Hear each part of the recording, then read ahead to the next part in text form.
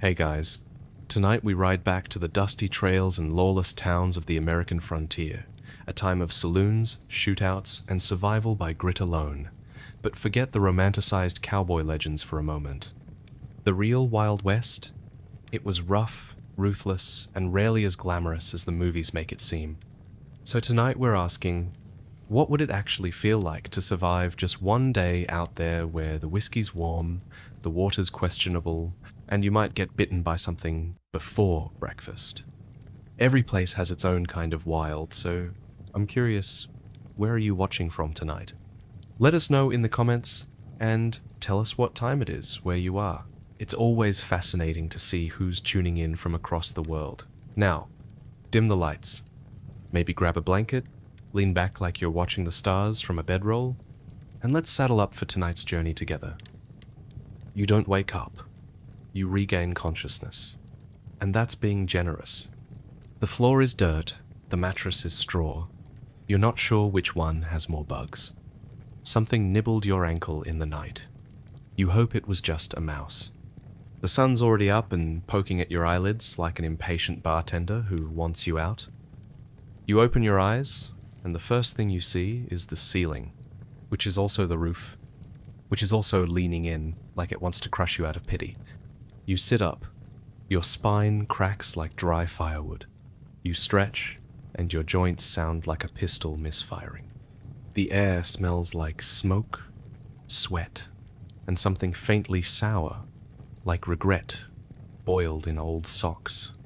You reach for your boots. They're exactly where you left them, full of dust, one scorpion, and half a spider. You shake them out and mutter something that would have gotten you shot in church back east. You stand, barely. Everything aches. The soles of your feet feel like they've been tenderized with a hammer. Your back groans like a saloon door in a horror story. There's grit in your teeth, sand in your underwear, and a deep, existential feeling that this isn't going to be your day. Outside, the wind greets you by slapping your face with a fresh coat of dry dirt. Your lips chap instantly. Your eyes squint against the brightness. You forgot what it's like to see the sun before coffee. Now you remember why you swore you'd never do it again. The town hasn't even stirred yet, but a chicken's already screaming like it saw the devil in the mirror. Or maybe it just saw you. Can't blame it. Your water barrel is low. Again. You slap your tongue around your mouth and decide it's better to wait than to sip something that tastes like iron and mildew. You'll need to fetch more soon, but first, you relieve yourself behind the shack. There's no outhouse, just a shovel and shame. You look around, the fence is down. Again, the wind probably got it, or the mule kicked it, or maybe it just gave up like the rest of us. The nails are rusted, the wood is half termite. The whole thing looks like it's been weeping. The mule is staring at you, judging. He slept better than you did, and you both know it. You mutter a greeting. He ignores it. You go inside to grab your coat. It's stiff from yesterday's sweat and doesn't so much slide on as crunch into place. The sleeves are fraying. There's a bullet hole in the back you didn't notice until last week. You're not sure where it came from. You don't ask questions anymore. Breakfast? Not yet. First comes the ritual of checking for bites, bruises, and missing tools. The shovel's still here. The axe is dull but whole. The revolver is half-loaded and smells like it's seen things it doesn't want to talk about. You tuck it into your belt and head back outside, where the world is waiting to ruin your morning. There's already something in the air. Tension, maybe, or maybe just manure. The neighbor's dog is barking at a tumbleweed. The tumbleweed is winning. You breathe in deeply, instantly regret it. Something died nearby, and it wasn't recently. You step out toward the trail, and the dust rises in clouds like a dry ocean. Every step is a crunch. Your legs creak, your feet feel like rawhide that's been stomped flat by a bison with anger issues. In the distance, you can hear the sound of a hammer, a rooster, and what might be a fist fight. It's probably just another Tuesday. Your mule follows you, slow and sarcastic. He knows you're not going anywhere interesting. You're not even going anywhere useful. You're just trying to survive. And he's only in it for the oats. The sun climbs higher, and your hope lowers. You haven't even eaten yet, and you already need a nap. But there's no time for that. The Wild West doesn't care that you slept wrong, or that your pants are chafing, or that your left boot sole flaps when you walk. The Wild West only cares about one thing: whether you'll still be standing when the coyotes start howling. So you keep moving, not because you want to, but because stopping means explaining yourself to a hungry buzzard. And out here, they don't wait long. You spit twice, but it doesn't help. Dust clings to your tongue like it's paying rent. The air is so dry it feels like your lungs are chewing gravel, and your lips are cracked into little ridges that sting every time you breathe. Somewhere nearby, a cricket chirps like it doesn't know any better. You sit up and rub your face, but all you manage is to smear sweat and dirt into a kind of natural face paint that says, "Unemployed gunslinger with poor hygiene." The floor creaks as you stand, your knees crackling like frying bacon. You wobble toward the basin in the corner, which has exactly 1 cup of yesterday's water left. You splash it on your face. It's warm. Somehow it tastes like rust, ash, and disappointment. That's hydration, frontier style. You shove open the warped wooden door, and it groans louder than you do. Outside, the land stretches endlessly, flat and empty as your stomach. The wind slaps your face like an unpaid debt. Off in the distance, a mule watches you with judgmental eyes. You nod at him. He doesn't nod back. You're not on nodding terms yet. You step out barefoot and immediately regret it. The ground is a war zone of goat heads, dry thorns, and pebbles sharpened by centuries of sun and spite. Each step feels like a dare. You hobble toward the outhouse, which is leaning to one side like it's trying to escape its own stench. You change your mind halfway there. Maybe you don't need to go that bad after all. The smell of something burning drifts from a neighboring shack. Could be breakfast. Could be a small fire. Could be someone trying to kill a spider with a torch. In the west, it's a coin flip. You look out across your little stretch of land, 5 acres of dry brush, rocks, and 1 depressed chicken who lays eggs only when threatened. The fence is falling apart again. A few planks dangle like loose teeth. A jackrabbit skitters by, looks at you, and seems to reconsider your worth as a predator. You sigh and stretch again. Your back protests, your legs ache, your feet are already filthy, and the sun's barely risen. Welcome to the frontier. No one's making you breakfast. No one's checking if you survived the night. There's no app, no map, no sheriff watching out for you, unless you count old Ned, who thinks murder is just a strong handshake. So you do what everyone else does. You suck it up, spit again, and limp toward your day with the kind of enthusiasm usually reserved for funerals. There's work to do. Always. And the dust? Well, it's just part of your breakfast now. You stumble out of bed, which is generous to call it that. It's more of a collapsed sack filled with grass, mouse droppings, and your crushed hopes. You try to stand, but your left leg is asleep, and your right ankle has something suspiciously sharp poking into it. A nail? A beetle? Your will to live? Hard to say. The floor creaks like it's tattling on you to the spirits of pioneers past. You yank on your boots, still caked in last week's cow pie, and immediately feel that signature crunch of something that shouldn't be inside them. It squirms. You scream, briefly, like a schoolmarm who just saw an ankle. Turns out it's a beetle. The beetle now owns your boots. You swap to your backup pair, which aren't boots so much as leather ghosts held together by spit and regret. They don't fit right, but they do cover most of your feet. The rest, well, the dirt will do the job. Stepping outside, you're greeted by a gust of wind that carries 3 flavors: manure, tobacco, and something that might be death. You inhale deeply, and your lungs protest like a union on strike. The air out here has the texture of sandpaper and the nutritional value of an old sock. It's dry, angry air, the kind that makes your lips crack just for daring to exist. Your yard is just a patch of dry dirt fenced in by optimism and cow skulls. The fence is missing 3 planks, which explains why your mule is currently chewing on your neighbor's outhouse. Again, you make a mental note to fix it, which means you won't, not today, maybe not ever. You can't even remember what a completed fence looks like. Your neighbor, Old Stumpy, waves at you from across the way. His name isn't a joke. He really does have a stump for a leg, and he's never once explained how it happened.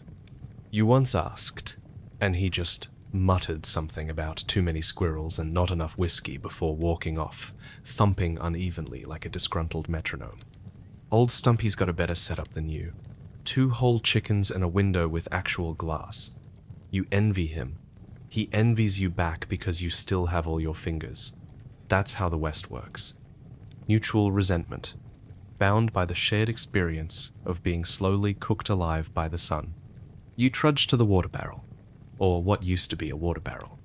Now it's mostly sludge and mosquitoes doing laps like it's their personal spa. You ladle out the least murky scoop and splash it on your face. It doesn't help. It just moves the dirt around and adds a flavor of insect to your cheeks. You're still half asleep, half sweaty, and fully disgusting. Your stomach growls like a mountain lion in heat. You haven't eaten yet. Technically, you haven't really eaten in 2 days. There was that hard biscuit you gnawed on yesterday, but it tasted like sawdust mixed with despair. You kept chewing out of spite. Hunger does that to a man. Before you can contemplate breakfast, something explodes in the barn. You run, limping and gasping, boots flopping like dying fish, only to find your mule has knocked over a lantern. Again, no fire this time, just a broken lantern and a very smug-looking animal chewing hay like he owns the place. Really, you say aloud. The mule doesn't blink, he just farts and walks off. That's your relationship. Mutual disrespect with undertones of codependency. You grab a rake and start sweeping the hay back into place. Not because it'll help, but because doing something feels better than standing still. That's the rhythm of life out here. Work, sweat, curse, repeat. You've been here 3 weeks, and already you've lost weight, your sense of direction, and several illusions about frontier glory. You take a moment to look at the horizon. Flat, endless, beige. It's the kind of landscape that makes you question if color was ever invented. You see a tumbleweed roll by, cliché as it is, and wonder if it's having a better morning than you. Back at the shack, your shirt clings to your back with a mix of sweat and yesterday's dust. You grab your coat, then throw it down again. Too hot. Always too hot. Unless it's night. Then it's cold enough to make your bones file complaints with your soul, and somewhere nearby, a coyote howls. Not at you. Just in general. Coyotes do that. They're nature's sarcastic commentary. A buzzard circles overhead. It knows something you don't. Maybe it's waiting for your mule to finally snap your neck. Or maybe it's just enjoying the show. Either way, you wave at it. It doesn't wave back. You head to the shed to find a shovel. There's always something to shovel. Dung, dust, dreams. It's all the same out here. The shovel is bent. Of course it is. You fix it with a rock and some hope. Mostly hope. As you start scooping, you think back to why you came here. Was it adventure? Freedom? Cheap land? Maybe you were just stupid. Maybe you still are, but it's too late now. The frontier doesn't give refunds. Just lessons, usually painful, occasionally scarring, always smelly. Your hands blister, your back screams, the sun climbs higher, mocking you from above like a flaming overseer. You keep going, because if you stop, things pile up. And if things pile up, they rot. And if they rot, you die. It's a simple system. Eventually, you pause. Only because a fly just crawled into your ear and tried to move in. You slap yourself in the head until it changes its mind. You might have lost some brain cells. Not like you were using them. You squint at the sky. Still morning. Somehow. Time moves slower out here. Like it's too lazy to tick forward. You wonder if the East Coast is already having lunch while you're still battling flies for the privilege of breathing. And then you remember. You have to fix the fence today. You sigh so hard it kicks up a dust cloud. You swallow some by accident. Tastes like dead lizard and regret. You grab your tools. You head out. And the day has only just begun. You shuffle toward the corral, still half chewing breakfast, and spot the mule eyeballing you like he knows exactly how much dignity you've already lost today. His ears twitch as if mocking your posture. You consider yelling at him, but it's too early in the morning for an argument you won't win. So, you just mutter something bitter under your breath, and keep moving. Your shirt clings to your back, not from rain or sweat, just sheer exhaustion soaked into the fabric. You forgot to wash it again, which means it now smells like coffee, beans, and whatever died in your boots 2 weeks ago. You pass your reflection in a cracked piece of mirror nailed to a post. It's not flattering. Your hair is trying to escape your scalp in patches, your eyes are doing their best impersonation of twin dust storms, and your face has taken on the shade of weathered parchment left in a frying pan. A wasp buzzes by your ear. You swat at it like a madman and miss. It's a small reminder that even breakfast comes with battle, and you're losing. You grab a half-split piece of firewood and take a seat on it like a makeshift throne. The mule inches closer, sniffing at your tin cup. He decides it isn't worth stealing and saunters away, farting loudly as he does.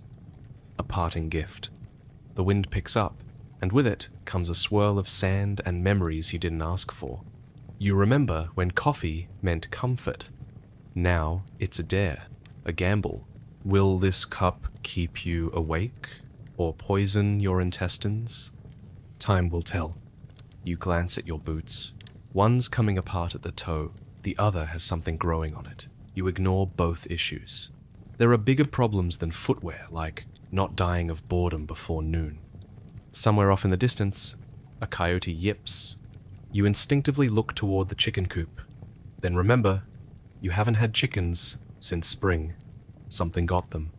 Probably the coyote. Or maybe the mule. Honestly, either one could have done it. You stand up, stretching so stiffly it feels like your bones might just give up and turn to chalk. Every vertebra in your back announces itself. The sound is not pleasant. You try to breathe deep, but the air tastes like burned beans and disappointment. The chores won't do themselves. And if they do, they'll do them wrong. You consider ignoring them anyway, but the guilt is louder than the silence.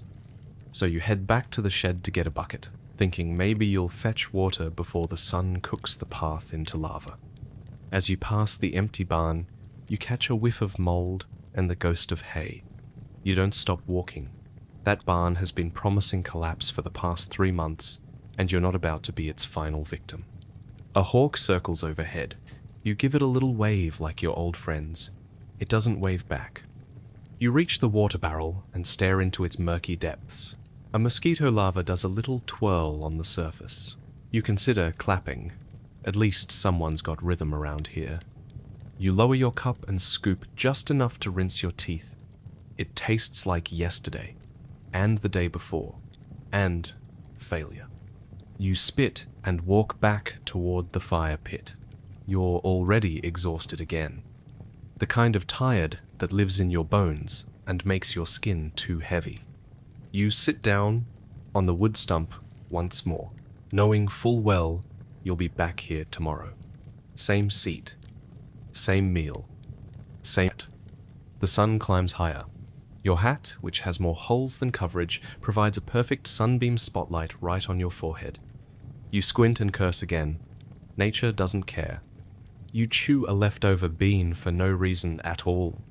Just to have something to do with your mouth. It makes a squelch. You regret it instantly. A fly lands on your cup.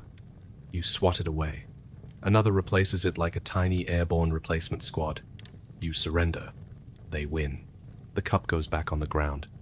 You wonder what day it is. You don't actually care.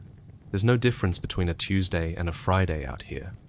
The only real markers are the weather and how loudly your knees scream when you get up. There's a creek nearby, or used to be. You haven't checked in a week. Maybe it dried up. Maybe it turned into a snake den. Either way, it's none of your business today. That's tomorrow's problem. If tomorrow happens, as you slump forward with your elbows on your knees, something crunchy shifts under your foot. You lift your boot and find a flattened lizard. You sigh. That lizard probably had plans. You're not sure if you're full or just no longer interested in the concept of food. You rub your stomach absent-mindedly. It responds with a noise that can only be described as a warning. Behind you, the wind rustles through the skeletal corn stalks. You didn't plant them. They just appeared, like ghosts of harvests that never came.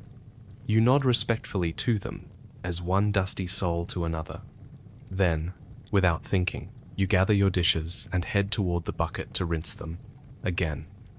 The water smells worse now. That beetle you saw earlier is floating belly up in it. You pick him out, set him on the edge, and whisper, "Thanks for your service." The dishes get dipped. They don't get clean.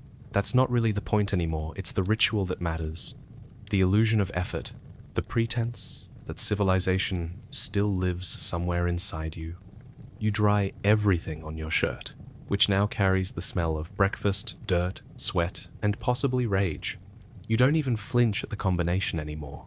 You just wear it like a badge. Then you stack the dishes on the stump, sigh deeply, and glance toward the mule. He's rolled onto his side like a hairy, sunburnt rug and is now snoring louder than your uncle back home. You envy him. You hold the tin mug in your hands like it's something sacred, though it's been dented more times than you can count. The steam wafting off the top lies to you. It promises warmth, comfort, maybe a moment of peace. But the moment the black liquid touches your tongue, you regret everything. It's bitter in a way that makes you question your life choices. Like someone brewed ashes and called it breakfast. There's a reason the old-timers joke that coffee in the West is strong enough to dissolve a horseshoe. Yours just might. You chew through the bean grit at the bottom, pretending it adds texture. The beans, reheated and reboiled, taste like they've already been chewed by someone meaner than you. And they probably have. Your breakfast buddy is a buzzard sitting on the fence post. He's been watching you since sunrise, just waiting to see if this is the day you keel over. You wave your hand to shoo him, but he doesn't move. He knows your kind. He's seen the way men like you start coughing one day and disappear the next. His patience is impressive. He will wait. You try to stretch, but your spine cracks like a broken wagon axle. That's the third vertebra today. You wonder how many you've got left before they just all fuse into a single angry rod. You rub your lower back, hoping to find comfort, but all you touch is bruises from yesterday's fence post incident. Out in the distance, a coyote laughs. You don't know if he's laughing at you or just at life, but you take it personally anyway. You mutter something that might be a curse or a prayer, maybe both. The wind picks up. It carries the scent of burnt beans, horse sweat, and something vaguely like regret. You squint against the rising dust, wipe your face with a cloth that's more whole than fabric, and lean back against the log you call a seat. It's not comfortable, but it's the closest thing to furniture you've got. From inside the cabin, you hear the unmistakable sound of a rat knocking over your tin bowl. You sigh. That's your dinner bowl, again. The rats here have attitude. They don't just steal food, they look you in the eye while doing it. Last week, one took your biscuit and left a pebble in its place like it was doing you a favor. You take another sip of sludge and try to remember what real coffee tasted like. Maybe it never tasted good. Maybe your memory just sweetened it because you were warm, safe, and not using a sock as a coffee filter. The beans gurgle in your gut like a storm building at sea. You don't trust them, and they don't trust you. You remember the last time you skipped breakfast and nearly fainted before noon. But every time you eat it, your body threatens mutiny. You eat anyway. It's the deal. Your neighbor rides past, nodding without a word. You don't wave, you just make eye contact and chew louder. That's how friendships are formed out here, through silence, shared suffering, and a mutual understanding that speaking before coffee is a punishable offense. You think about bathing. Briefly. But the thought passes like a breeze. The water's too far, the soap's too scarce, and you're not trying to impress anyone except maybe the buzzard. He's still watching, by the way. Still judging. You try to look healthy, like a man who flosses with barbed wire. But your cough gives you away. Your horse stares at you from the paddock, chewing lazily and blinking like he's just now realizing you're useless. He saw you spill your beans last week, and hasn't respected you since. You'd apologize, but what's the point? He's not forgiving, and you're not proud. Eventually, the sun climbs high enough that the chill finally fades. Now the heat kicks in. Just as your spine stops aching from the cold, your shirt starts sticking to your back with sweat. No in-between, just discomfort in different flavors. You lean forward, set the empty tin on the porch, and wonder if anyone's ever died from bean poisoning. Not food poisoning. Emotional poisoning. The kind that comes from knowing this will be your meal again. And again. Forever. Behind you, the wind slams the cabin door open. It creaks on its single hinge, like it's screaming in protest. You don't bother closing it. What's it protecting, anyway? A cot, a few rusted tools, and a bag of beans that probably has weevils in it. Still, you'll eat them. Hunger doesn't discriminate. A tumbleweed rolls past like it's got somewhere to be. You envy it. Somewhere out there, you know people are having breakfast with eggs, toast, maybe even jam. You don't hate them, not really. But if a fire took their table, you wouldn't cry. You try to remember the last time you had a fresh meal. Not dried, salted, or smoked beyond recognition. The thought drifts away, lost in a brain that's more focused on survival than nostalgia. The beans are settling now. That's a dangerous stage. You can't trust a silent stomach. You wait, eyes on the horizon, ears tuned for any gurgle that might signal betrayal. And just as you think the worst has passed, your mule brays loudly from the barn, like he's laughing at your digestion. You sigh, stand up slowly, and brace yourself for another day where the most excitement you'll get is surviving breakfast. And the buzzard? Still watching, still waiting. You start your morning with a grimace and a grunt. Your joints creak louder than the front porch, and your knees have decided they'd rather not be participants today. Still, duty calls. Or rather, the mule does. And by call, you mean he stares you dead in the eye while defecating in your water trough. You hobble over to the pen. He's already halfway out the gate, munching something that might have once been your hat. You shout his name. Not his real name, but the one you scream when he's being difficult, which is every day ending in Y. He flicks his tail in response, slapping a cloud of flies directly into your face like a sarcastic fanfare. This mule is not your friend. You two are reluctant co-workers bound by bad luck and stubborn legs. He's older than sin, smarter than your cousin who once tried to marry a goat, and twice as mean. His eyes carry the kind of judgment reserved for priests and old librarians. You wonder if he secretly writes performance reviews in his sleep. You reach for his harness, he jerks his head like he's dodging a tax collector, the rope slips through your fingers, and now you're chasing him in boots that have the grip of a greased potato. He prances. You stumble. The mule finds this hilarious. He trots in circles, flicks his tail again, and stops only to poop precisely where you just stepped. After 10 minutes of chasing, threatening, and whispering things that would shame your preacher, you finally corner him by the outhouse. He stares at you with a look that says, "Really? This is your plan?" You grab his bridle, adjust the strap, and yank him toward the post. He obeys. For now. You lead him toward the wagon.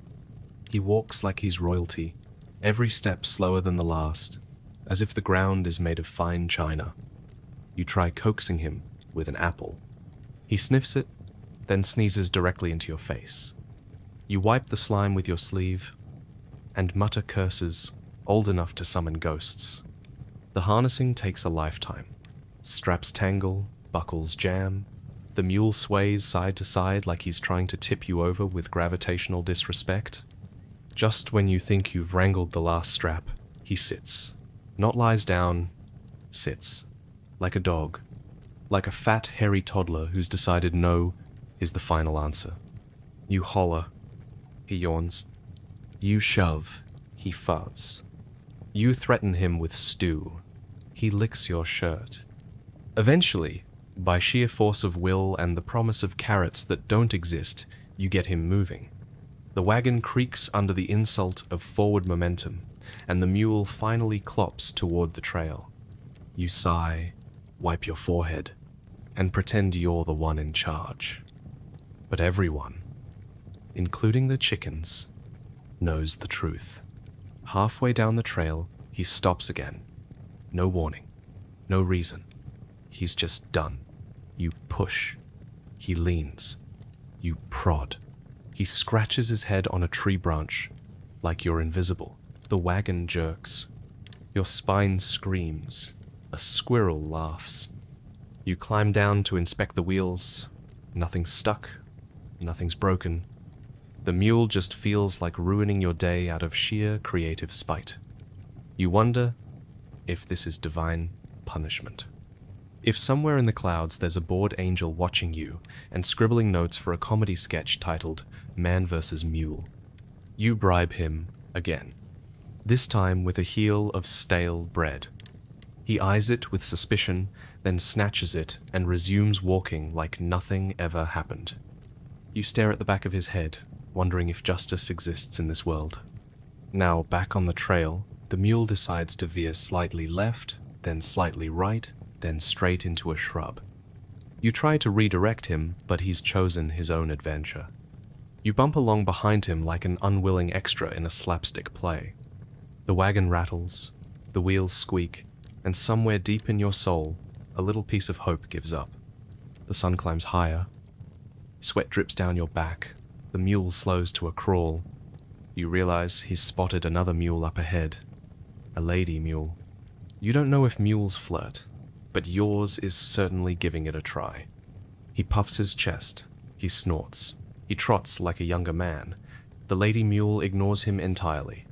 Your mule, heartbroken, stops again, refuses to move. You get down, walk to his face, and hold it in your hands.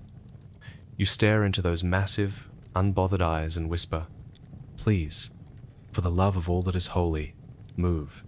He sneezes into your beard. The romance may have died, but the job isn't done. You somehow convince the mule to keep moving, though now he walks with the enthusiasm of a corpse being dragged to confession. You pass cacti. You pass rocks. You pass the same cacti, and rocks again because the mule has made a circle and is now walking you back to where you started. You plant your feet, grab the reins, and give the mule your best serious stare. "No more games," you say, voice cracking like a nervous preacher. The mule farts in agreement or protest, it's hard to tell. You pull him left, he goes right. You pull him right, he spins, not walks, spins. The mule does a slow, mocking pirouette while you try not to cry. Somewhere, you're sure, someone else is having a worse day, but you can't imagine how. Eventually, you give up and walk beside him like some sort of broken cowboy. The wagon groans, the sun burns your scalp. You have a mouth full of dust and a heart full of rage. You could have been anything. A baker, a priest, even a bandit, but no. You chose farming. You chose this mule. You chose poorly. You reach the creek, finally. Time to load the wagon with wood. The mule stares at the logs like they insulted his mother. He refuses to go near them. You unload the wagon, carry each piece yourself, and then convince him to walk near it again as though the wood has magically become acceptable. On the way back, the mule decides he's thirsty. He yanks the reins and drags the wagon and you toward a puddle that looks like a disease in liquid form. He drinks, you sit, you watch a beetle drown. You question every decision you've ever made. Half a mile from home, the wheel hits a rock. The mule doesn't stop. He keeps pulling until the wheel splits in half like your patience. The wagon lurches. You almost fall. The mule, oblivious, walks forward like a noble steed on parade. You shout, you stomp, you throw your hat. He looks back, with something close to satisfaction. You unhitch him, carry the broken wheel back. It's heavier than your will to live. By the time you return, the mule is lying in the shade, chewing on your boot. The one good boot. You sit beside him. He leans on you. It's the closest thing to affection he's ever shown. Maybe it's not all bad. He farts again. You think you've survived the morning, until you take one look at the fence line and realize nature's had other plans. Half the posts are leaning like drunkards after payday. 2 are flat on their backs like they gave up in the night, and 1 is missing altogether, probably stolen for firewood, or eaten by termites. Or maybe just gave up on this cursed existence and walked away on its own. Your boots squelch in last night's mud as you make your way toward the broken section. Each step sounds like something being slowly swallowed. You carry a hammer that's seen better centuries, and a sack of nails that seem to have been bent by someone holding a grudge. The fence looks at you with the kind of pity a corpse gives to its undertaker. The first post you try to fix wobbles like it's mocking you. You press a shoulder into it, trying to straighten it, while simultaneously driving a nail through the horizontal board. The nail resists. The board cracks. The hammer misses. And suddenly your thumb feels like it just got personally betrayed. You don't scream. Not because you're tough, but because even the birds would laugh at the sound. You reset the nail. Try again. This time it slides through like butter, which should be satisfying, except it splits the plank in two like it was made of soggy breadsticks. You stare at the splintered mess for a second, considering whether arson is a valid homesteading strategy. You head back to grab another board. This one is warped like it's been whispering secrets to the firewood pile for weeks. But it's what you've got. You line it up, force the nail in by holding your breath, and swing the hammer like it's your one shot at redemption. The hammer breaks. It just snaps. Right where the handle meets the head. Like it saw your aim and decided to retire early.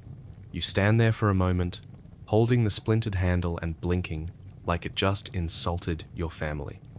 You toss the corpse of the hammer aside and look around for something, anything, to keep going. You settle on a rock, a flat one. Heavy enough to do damage, but small enough to swing without throwing your shoulder out. You hold it in both hands and start pounding. It works. Sort of. The nail goes in, crooked and ashamed of itself, but it holds. And that's the bar for success now. If it holds and doesn't bleed, it's a win. By noon, your fingers are numb, your knees are mud-covered, and your soul is 3 splinters deep into despair. Every nail you hammer in seems to wiggle loose the next board over. The sun is directly above you now, a judgmental orb baking the back of your neck like you owe it rent. Your shirt is soaked through with a mix of sweat and hopelessness, and your eyes sting from both the sun and the sawdust. You take a break, not because you want to, because your legs give out and you land on the ground like a sack of poorly cooked beans. You look up at the fence, or what's left of it.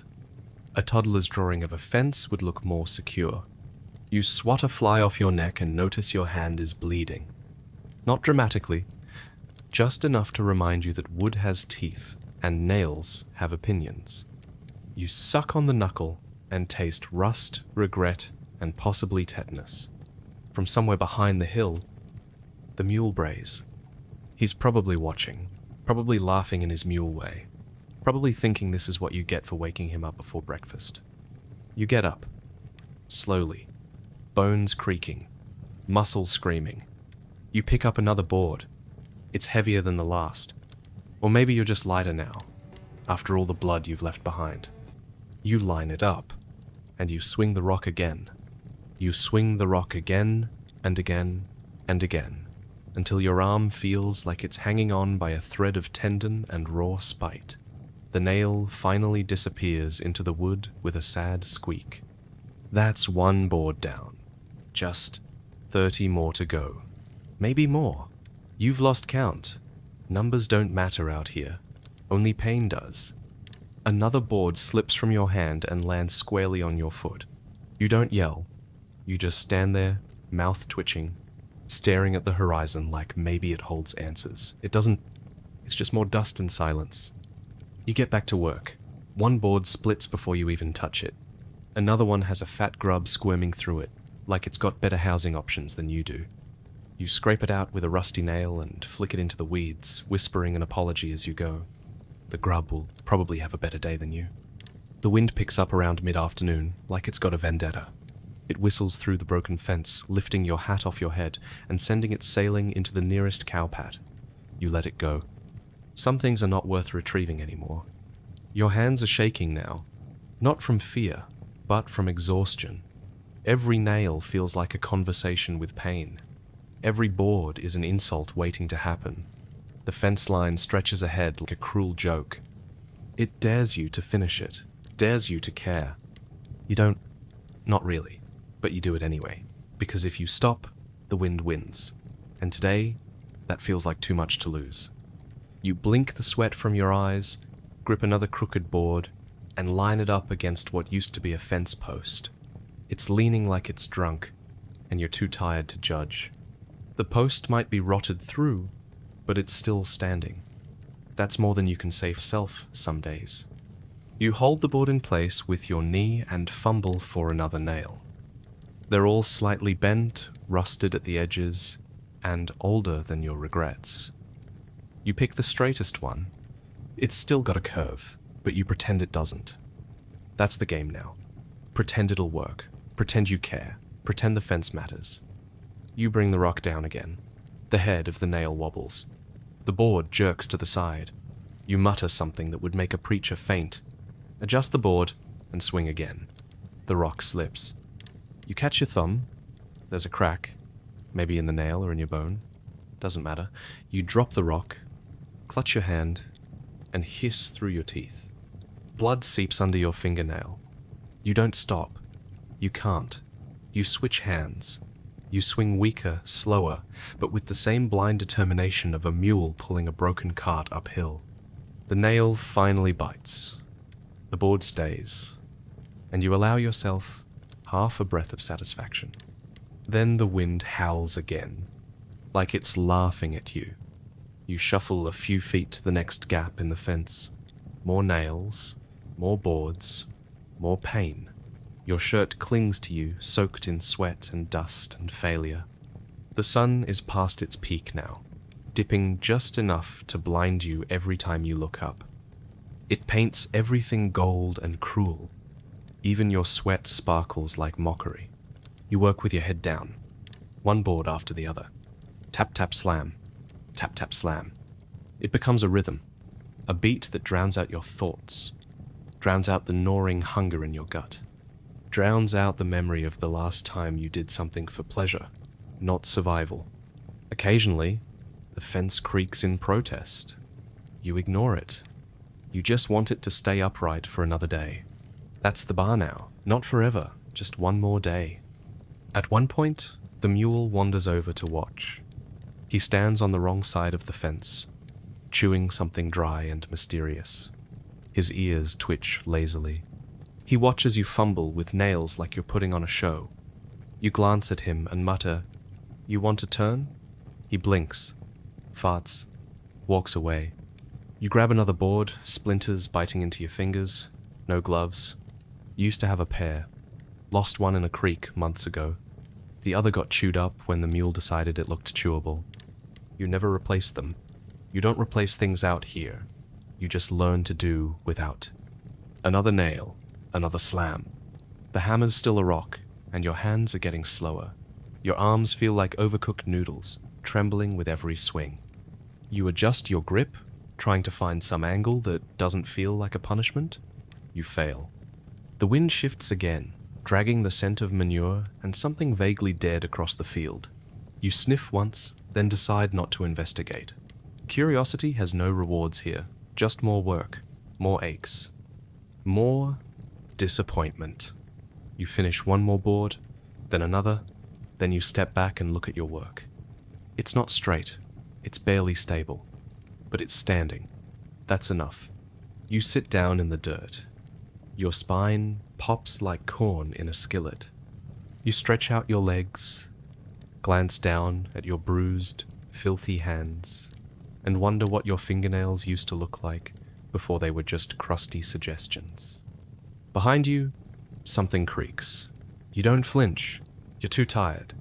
It's probably the wind, or the fence, or your dignity finally giving up. You lie back for a moment and stare at the sky. It's vast, empty, the kind of blue that looks peaceful until you remember there's no rain coming with it. Just sun, just heat, just more work. You don't stay down long. You can't. You've still got more fence to patch, and night's not far off. Coyotes like holes in fences. Chickens don't. You stand, groaning like a rusted hinge, and limp toward the next section. Another board. Another nail. Another rock slam. The rhythm continues. You are the rhythm now. One bent piece of a broken system trying to hold together something that never stays fixed. Your shadow stretches across the fence line. You don't remember when it got that long.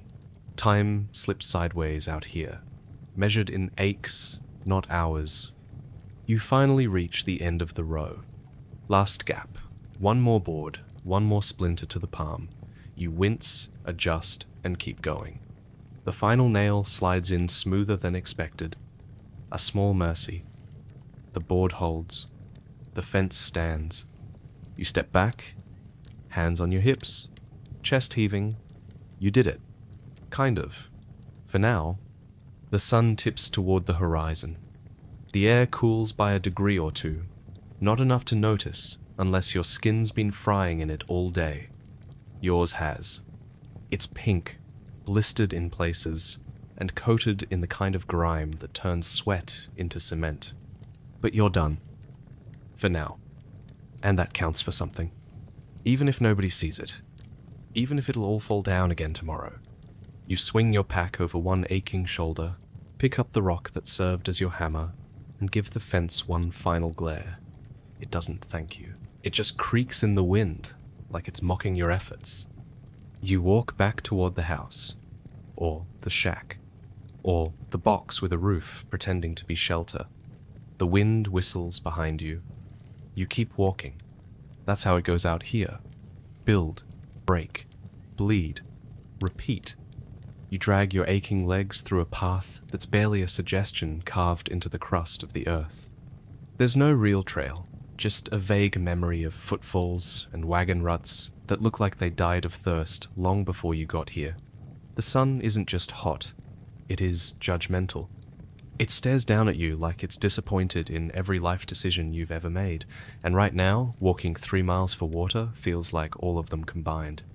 Your shirt is stuck to your back with a mix of sweat and regret, and each step feels like a gamble. Maybe your boot finds solid ground. Maybe it finds a loose rock that sends your ankle wobbling like a wet noodle. That would be the end of today's water mission.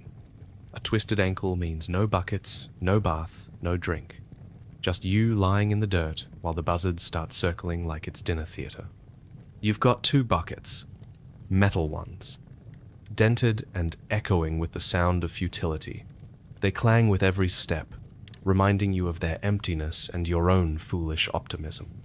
By the time you reach the halfway point, your shoulders are already begging for a break, but you keep going. In the Wild West, thirst doesn't wait for permission. It crawls down your throat and starts scraping the inside of your mouth like a tumbleweed with something to prove. There's no scenery to admire, just dirt. Dirt in 30 shades of brown, each one more soul-sucking than the last. Occasionally, a cactus waves at you with a smug little arm like it knows how much water it's hoarding inside its selfish green belly. You try not to take it personally, but it's hard when you're sweating from your eyebrows and your tongue feels like it's been rolled in burlap. And then, miracle of miracles, you see it. The water source. It's not a spring or a pond or even a stream. It's a pit. A shallow, murky, suspiciously green pit. More like a suggestion of hydration than a promise. But it's wet, and in this forsaken patch of dry misery, that's enough. You kneel beside it, and stare into the ripples. Something moves beneath the surface. Could be a frog, could be a fungus, could be something older and meaner that evolved to survive in filth and feed on the hope of weary travelers. You dip the bucket in. The water sloshes in like it's embarrassed to be here. It smells like someone boiled copper and forgot to turn off the heat. Still, you fill the second bucket, trying not to gag. You tell yourself it'll taste better once it settles. Maybe the smell will fade. Maybe your standards will just lower enough that it won't matter. Turning back, the buckets are suddenly twice as heavy, the sun twice as cruel, and the distance twice as long. The walk home isn't a journey, it's a punishment. Every sway of the buckets splashes a little misery onto your trousers. Your hands ache, your shoulders scream. You stop once, just for a minute, but the moment you sit down on a rock, it becomes clear you may never get up again. So you force your legs to keep moving. Every step feels like walking through wet cement made of shame and body odor. By the time you return, half the water has baptized the path behind you. It's soaked into the dirt, wasted, gone, and what's left? Still warm, still stinking, still questionably alive. You lift a ladle, sniff, and then swallow a mouthful of liquid that tastes like it once tried to be water, but got tired halfway through. It's not refreshing, it's not even tolerable, but it's wet, and that's enough. You sit back for a moment and stare at the buckets. They mock you. This is the reward for hours of stumbling through heat and dust, a lukewarm pool of possibly drinkable water that smells like it was filtered through disappointment. You swirl it around in the pail and try not to gag. It sloshes lazily, the color of weak tea with a hint of cow foot, but you drink it anyway, because thirst trumps dignity every time.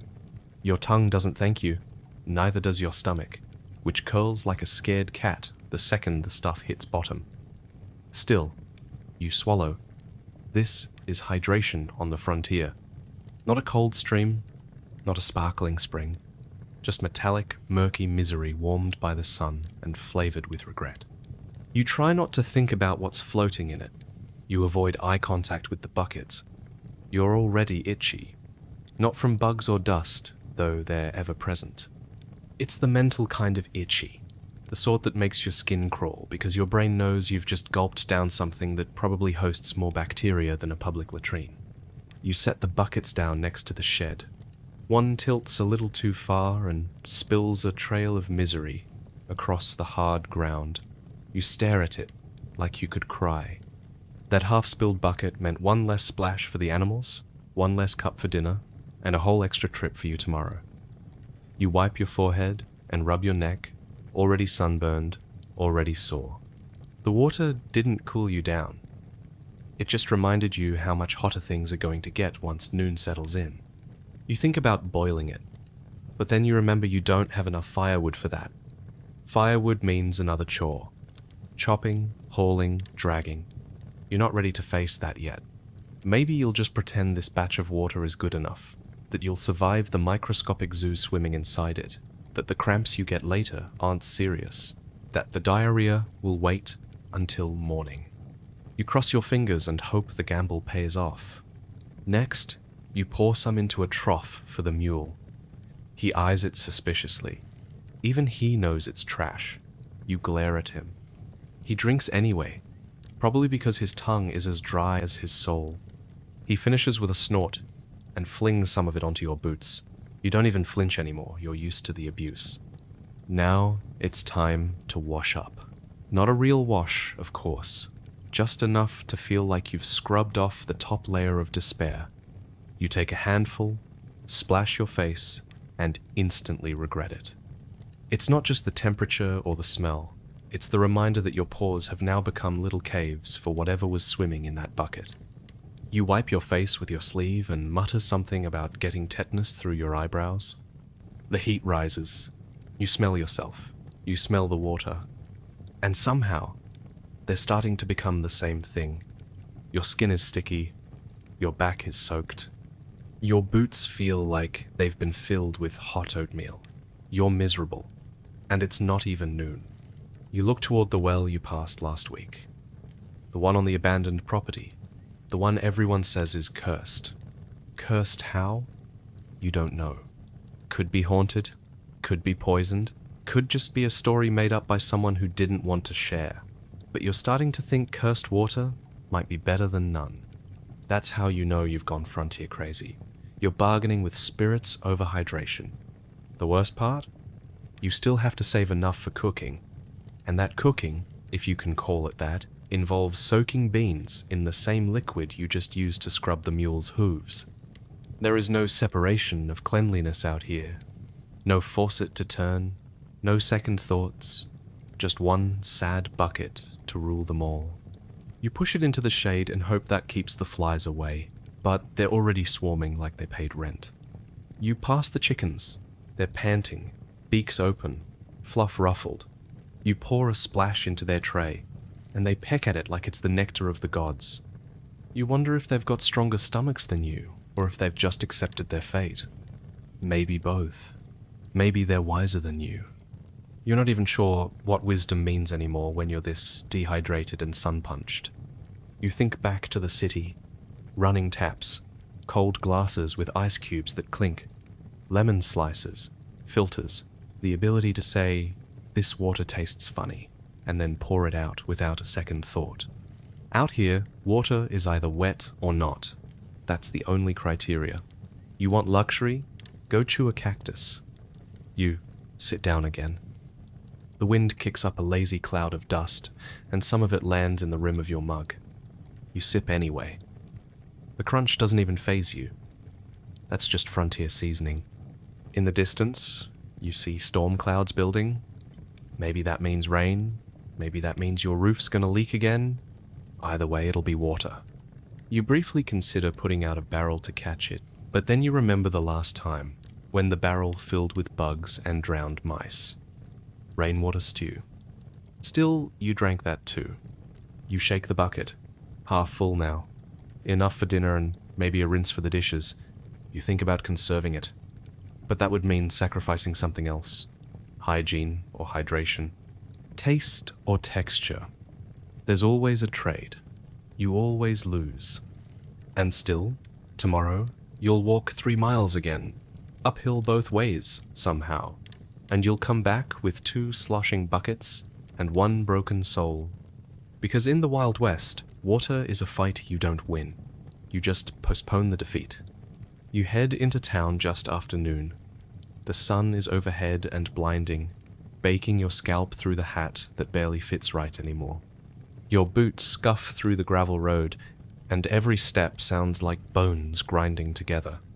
You smell horse sweat, tobacco, and the faint rot of something no one has cleaned up for a week. Probably a dead chicken. Maybe not a chicken. The town is quiet, in the way a wolf pack is quiet before it moves. Doors creak, shutters tilt, eyes follow. No one says hello. No one ever does. They just glance long enough to size you up and look away before it gets personal. You head toward the saloon because that's where the post is kept, not the post office. There is no such thing here. Just a greasy wooden board behind the bar where letters hang like forgotten laundry, curling from the heat and dust. If you're lucky, someone from back east might have written. Or maybe it's just another flyer offering a bounty on someone who might already be buried behind the church. You're about to push the saloon door when it swings open from the inside. A man comes out. You never saw him before. He smells like he was born in a whiskey barrel and never climbed out. His hat's lower than his eyebrows, which are practically fighting each other for dominance. He bumps your shoulder. It's not an accident. His shoulder connects with yours, like he's testing whether your bones rattle or crack. You both stop. There's a pause. Not long. Just long enough to kill someone if they were slow. You don't say anything. Neither does he. Your hands hang near your hips. You don't touch your holster. That would be a move. That would mean something.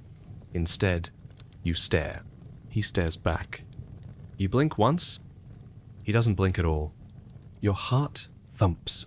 Not fast, just hard. Like it's trying to push through your ribs to find cover. The town holds its breath. A dog whines in the distance. Somewhere behind you, a screen door slams. No footsteps follow. He squints. You squint. The wind blows dust across your boots. You both ignore it. It's not about the dust. It's not even about the bump. It's about what kind of man you are. What you'll tolerate. What you'll do when your body screams at you to flinch, to twitch, to move. He spits. Right between your boots. Then he shrugs. He walks off. Doesn't even look back. You're still standing there, your muscles tense enough to snap. You let the moment pass like a bullet that missed. You breathe.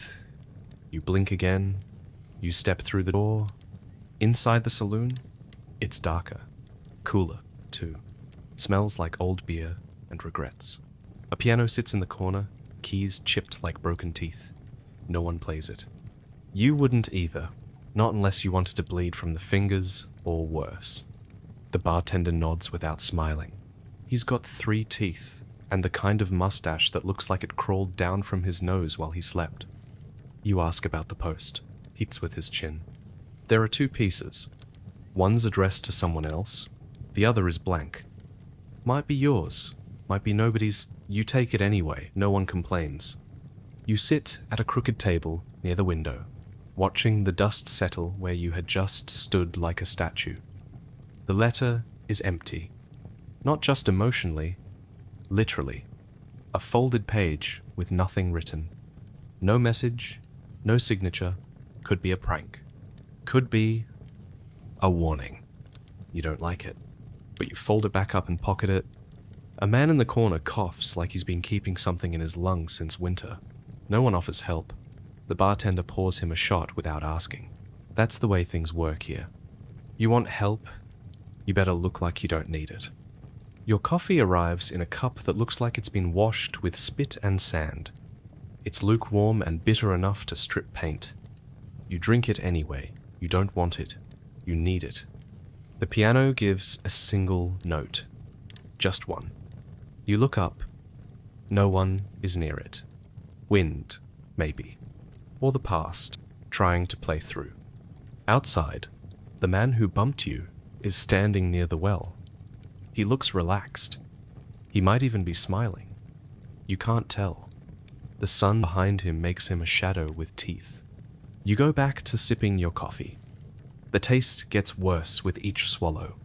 Your stomach twists like it's trying to leave the building. You don't let it. Someone walks past your table and drops a toothpick. On purpose, it lands by your boot. They keep walking. You don't react. You've already had one almost duel today. That's enough for one town visit. The saloon creaks and groans like it's settling in for a long, slow rot. You finish your drink. You stand. No one says goodbye. You don't expect them to. The sun hits you again as you walk outside. The man by the well is gone. So is the moment. But the tension that stays with you like saddle sores and bad dreams. You look down the main road. It's empty now. The wind picks up, blowing a swirl of dust down the center like it's trying to sweep the tension away. It fails. The dust just settles into your clothes, your hair, your lungs. You start the walk back home. You've still got chores, you've still got animals to feed, fences to check, a roof to patch. But all you're thinking about is how close that moment came to turning into something else. Something final. You were lucky. This time, tomorrow, you might not be. You walk past him like nothing happened, but your heart is sprinting in your chest. That's how it works out here. You're never entirely safe, just lucky, or forgettable. You take either. Inside the saloon, the scent hits first, sour beer, stale sweat, and spittoon funk, mingling like they're in a heated poker game for worst smell of the decade. A few patrons glance your way. Nobody smiles. The piano player stopped playing a long time ago, if he was ever playing at all. You walk up to the counter and ask about the post. The barkeep, who also runs the mail these days, grunts and slides over a wrinkled envelope. Your name is barely legible. The paper's damp on one corner and smells faintly like pickles. You wonder who sent it. You wonder if it matters. You don't open it right away. Out here, news travels slow, and sometimes that's a blessing. A chair scrapes behind you. You feel it before you hear it. Someone's standing too close. You can practically feel the heat radiating off their annoyance. Or maybe their whiskey. You turn slowly, keeping your hands visible. No sudden moves. The man's eyes lock with yours. He's got that look dead tired, half drunk, and itching for a reason. He snorts, wipes his nose with the back of his hand, and sits.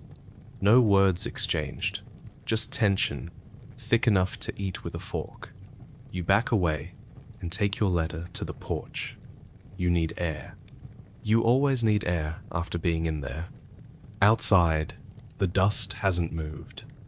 It never does. It just floats, settles, and waits. The wind gave up hours ago. You sit on the steps and finally open the letter. It's from someone you used to know, not well, just enough to recognize the name. The words are clumsy and apologetic. Someone died. You blink slowly. The name is familiar, vaguely painful, but it happened far away. You fold it up again and put it in your coat. You don't cry. Not because you're strong, just tired. Tired is better than broken. A wagon rattles past, horses swishing their tails like they're too good for all of this. You stand, brush off your pants, and head down the street. Might as well get a few supplies while you're here. Flour, if it's in stock. Salt, if you can afford it. Rope. Always more rope. The general store is barely holding together. Half its front sign is missing. It just reads Ral Store now. Inside, the old man behind the counter knows your name. Probably knows your debts too. You nod. He nods back. You slide a few coins across and ask about flour. He disappears into the back without a word, and returns with a half-full sack. It smells okay. You take it. You ask for salt, and he laughs like you just told a joke. Ain't seen salt in a week, he says. Got pepper if you want to feel fancy. You pass on the pepper. Your mule already thinks you're high society. Don't want to spoil him. You leave with the sack and a new coil of rope. Everything jingles as you walk, which isn't great. You feel like a walking dinner bell. But it is what it is. A bell you hope the coyotes ignore tonight. On the way back to your horse, you spot a kid throwing rocks at a can. He's got that scrawny frontier look bare feet, big dreams, and about 3 teeth. He doesn't stop when he sees you. Just keeps throwing, like missing the can is more fun than hitting it. You nod at him. He doesn't nod back. You envy that kid. Not his life, but his aimlessness. You haven't had time to be aimless in years. Back on the horse, the trip home stretches ahead like an empty promise. Just miles of dust and a saddle that hates your spine. You ride slow. There's no rush. Rushing only means more pain sooner. The sun's already starting to dip. Out here, that's a warning. You've got an hour or two before darkness eats everything, and you've still got to get past the gulch where those weird animal tracks showed up last week. You ride past the old burnt barn. Nobody rebuilt it. No one ever does. Things fall apart and stay apart. At the edge of town, you glance back. No one's watching. That's good. Or maybe it means no one would miss you. Either way, it's quiet. Too quiet, maybe. But you've learned not to look over your shoulder too much. Out here, paranoia's not a sickness. It's a skill. You ride on, letter tucked into your coat, flour tied behind your saddle, and a familiar ache settling into your ribs. The kind that says, something changed, but life doesn't stop to let you grieve. The wind picks up again just a little. You don't look back. It started with a splinter, a nasty one, deep under the nail of your left ring finger, jammed in so tight you could feel your heartbeat pulsing through the wood. You ignored it at first. Who wouldn't? You were busy hammering fence posts, chasing mules, boiling beans. There was no time to fuss over something as small as a sliver. But that sliver had a grudge. And now your whole hand is swollen, Your knuckles look like overstuffed sausages, and the skin's so red it might glow in the dark. You try soaking it in hot water. That makes it angrier. You try wrapping it with a rag soaked in spit, and wishful thinking. It responds by leaking pus and smelling like something that died 2 weeks ago and came back just to haunt your palm. By the time you make it into town, you're gripping your wrist like it might jump off and run away. Your boots drag. Your hat's tilted forward just enough to block the sun, but not the flies, which have taken a sudden romantic interest in your infected limb. You reach the doc's office, a shack that leans harder than your moral compass after 3 whiskeys. The door creaks open, not because it's old, but because it wants you to know it's judging you. Inside, the smell hits you first. Not antiseptic, not medicinal. Just old socks and burnt whiskey. A man in a stained shirt sits behind a desk covered in poker chips, scissors, and something that might be a tooth. He doesn't look up, he just grunts. "You the doc?" you ask. He nods once, like it pains him to move that much. "What's the damage?" You show him your hand. He whistles, then says, "Oof, that's ripe." Then he slaps his thigh and chuckles like he made a joke worthy of a saloon. You do not laugh. Without standing, he reaches under his desk and pulls out a rusty tin box. Inside is the most terrifying assortment of tools you've ever seen. Scissors with one blade chipped, tweezers that look like they've held something alive, and a saw far too small for trees and far too large for comfort. "Gonna have to drain it," he says. You nod. What else can you do? Say no? Let the thing fester until your arm falls off and the vultures start following you around like it's lunchtime? He gestures for you to sit on a rickety stool, which sags under your weight like it's been through this too many times. He grabs a bottle of something clear, unlabeled, and smelling suspiciously like turpentine, and pours it over your hand. You yelp. He pours more. You yelp again. He slaps your shoulder and says, "Means it's working." Then comes the poking and the prodding. He doesn't ask if it hurts, probably because he assumes the screaming answers that. He jams something under your nail, mumbles something about evil spirits, then uses the tweezers to dig out the splinter like he's mining for gold. You nearly faint. He pauses only to take a sip from his flask, then offers it to you. You accept. It tastes like fire and forgotten dreams. "Almost done," he lies. He wraps your hand in a bandage that smells like pickles and sweat, then gives it a hearty pat. You see stars. Possibly a new religion. You're not sure. He steps back, admires his handiwork, then drops into his chair like he just performed a miracle. "That'll do," he says. You squint. "That'll do what?" He shrugs. "That'll do for treatment, or for a last drink. Either way, it's in the Lord's hands now. You want to ask if the Lord has a better option than whiskey and tweezers, but your mouth is too dry, and your hand feels like it's trying to crawl off your body. You stand, wobble, then realize you've got to pay this man. You dig through your pockets and offer a few crumpled bills. He takes them, sniffs them, and tucks them into his boot. As you leave, he calls out, "If it turns green, come back. If it turns black, don't bother." Outside, the sun feels brighter. Or maybe it's the fever settling in. You trudge back through town, clutching your hand like a wounded soldier returning from war. People don't ask questions. They just nod, like they've all been there, because they probably have. The Wild West doesn't have proper doctors. It has men like him, men with rags, whiskey, and confidence that far outweighs their hygiene. You were lucky. At least he didn't saw anything off. This time, you reach the edge of town and realize you forgot to ask about antibiotics. Then you remember, those don't exist yet. You mutter a curse and keep walking. Every step sends a fresh jolt of pain through your hand, up your arm, and into your soul. You pass a preacher who offers you a blessing. You nod and keep walking. You pass a saloon girl who offers you a wink. You flinch and keep walking. You pass a dog who sniffs your hand, recoils, and runs away. That one hurts the most. Back home, the chickens scatter when they see your face.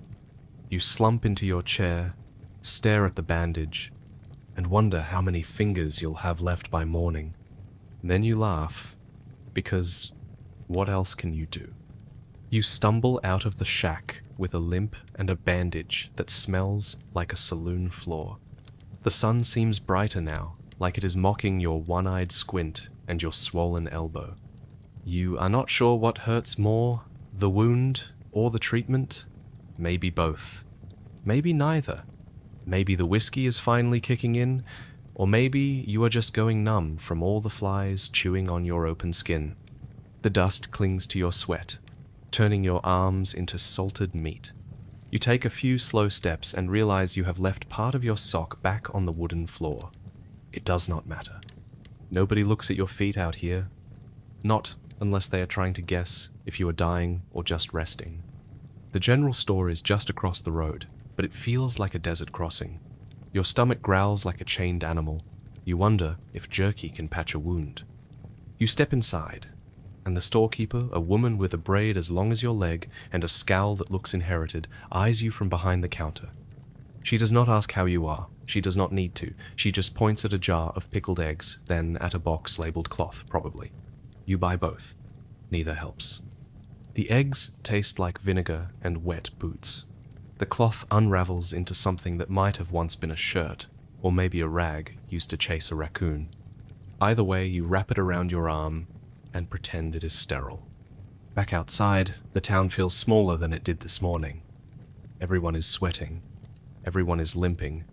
Everyone has a cough that could rattle fence posts. It is comforting in a grotesque way. You are not alone in your decay. You are just another meat sack trying to stay vertical. A wagon clatters by, driven by a boy no older than 12 with a shotgun across his knees and a toothpick hanging from lips that have never known a toothbrush. He nods at you. That is enough conversation for the day.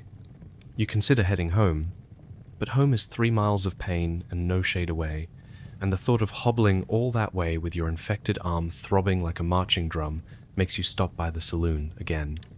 Not for a drink, just for the feel of a chair that is not made of dirt or disappointment. The inside stinks of spilled liquor, pipe smoke, and whatever the guy in the corner is fermenting in his boots. You lower yourself into a chair with the elegance of a dropped sack of potatoes. Your bones crack. Someone laughs. You do not care. At least you are off your feet. The piano man is playing something that might be music. Or maybe he is just angry at the keys. You cannot tell. The barmaid comes over and slams down a glass of something brown. You did not order it. She does not charge. Maybe she feels sorry for you. Or maybe it is a warning. Drink this or get out. You sip. It burns like spite and varnish. Perfect. The man next to you looks like he has been through worse. Half an ear, no eyebrows, a scar across his neck that says he probably did not win the last disagreement. He turns to you, snorts, and says, "Doctor, patch you up?" You nod. He shakes his head and laughs, like it is the funniest thing since indoor plumbing. Hope you told your mule where you want to be buried. Comforting. You finish the drink, leave a coin that might be fake, and shuffle outside. The wind hits your face like sandpaper dipped in sour milk. You blink away the grit and think about your options. Go home and sleep. Or stay and hope the infection is fast. Neither feels like victory. A dog trots by, missing a leg and a fair portion of its nose.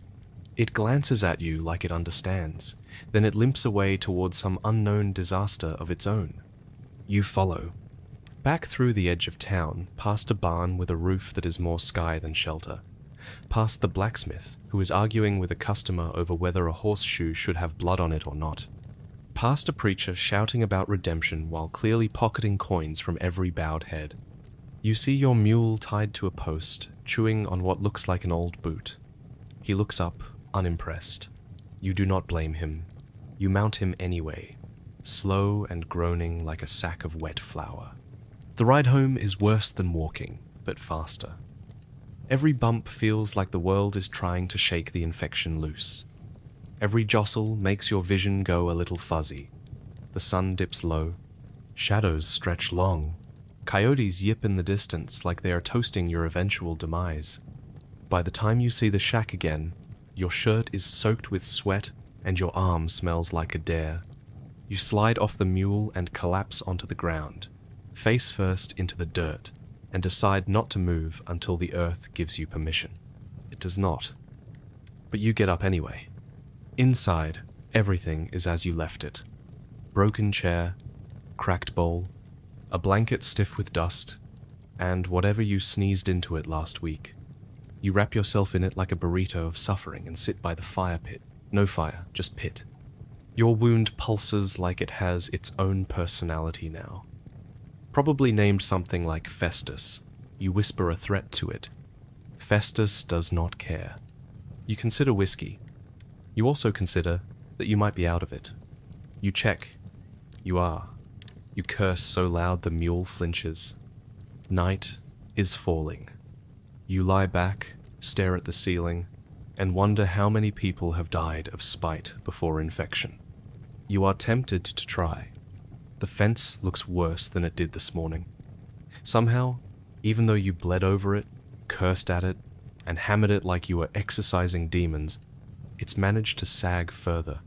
One of the posts leans at an angle that would make a drunk jealous, and the wire between them droops like a hammock designed by pessimists.